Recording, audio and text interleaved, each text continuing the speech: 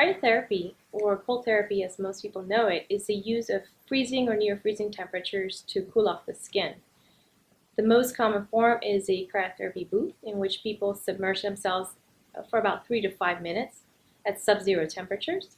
And we use at the Osteopathic Center a more targeted approach for aches and pains and inflammation of the joints.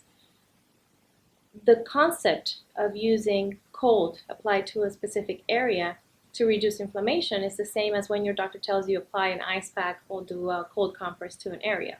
Once you decrease the temperature in that area and remove the compress, the blood flow that gets to that area reduces inflammation. So basically, you cool off the skin, and when you remove the cool temperature, the circulation opens.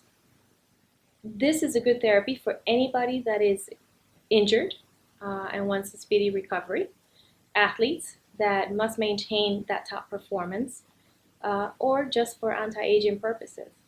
We can also do it for aesthetic purposes like the facial or cryofacial, in which we apply cold air into your face to close the pores and make you look more refreshed.